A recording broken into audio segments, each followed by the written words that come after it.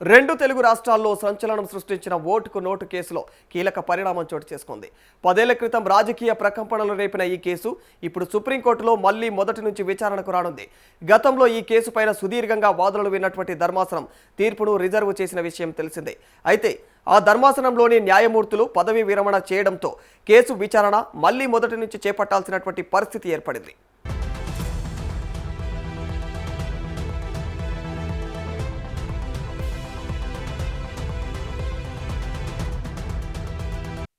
కేసుల కేటాయింపు ప్రక్రియలో భాగంగా ఈ వ్యవహారం సుప్రీంకోర్టు ప్రధాన న్యాయమూర్తి జస్టిస్ సూర్యకాంత్ ముందుకు వచ్చినట్లుగా తెలిసింది.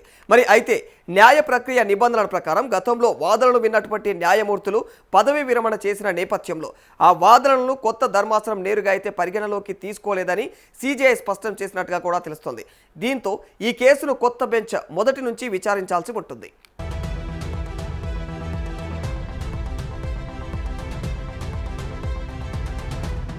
ఇక రాజకీయంగా అత్యంత ప్రాధాన్యం ఉన్నటువంటి ఓటుకు నోటు కేసు మరోసారి సుప్రీంకోర్టు ముందుకు రావడంతో తెలుగు రాష్ట్రాల రాజకీయ వర్గాల్లో ఆసక్తి నెలకొంది.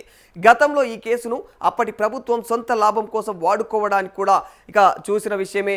అప్పుడు ప్రభుత్వ తప్పిదాలను ఎండగడుతున్నటువంటి రేవంత్ రెడ్డిని అరెస్టు చేయడానికి అప్పటి ప్రభుత్వం కూడా ఈ కేసును వినియోగించుకున్నదని చెప్పేసి రాజకీయ వర్గాల్లో అప్పట్లో జోరుగా చర్చ సాగింది. చాలా మంది నిపుణులు కూడా ఈ కేసును వ్యతిరేకించారు.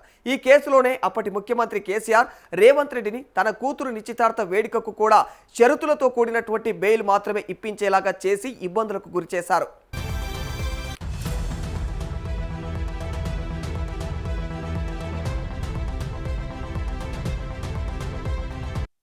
అయితే తాజాగా కొత్త ధర్మాసనం ఏర్పాటు తర్వాత కేసులోని పిటిషనర్లు ప్రతివాదనల ఆ తరపు న్యాయవాదులు ఎవరైతే ఉంటారో తమ వాదనలను మరోసారి పూర్తిగా అయితే వినిపించాల్సి ఉంటుంది.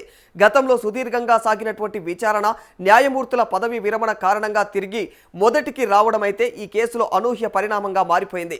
కొత్త బెంచ్ ఎప్పుడు ఏర్పాటు అవుతుంది, విచారణ ఏ విధంగా ముందుకు సాగుతోంది, కేసులో తదుపరి పరిణామాలు ఎలా ఉండబోతున్నాయి అన్న దానిపైన ఇప్పుడు సర్వత్రా ఉత్కంఠ నెలకొంది.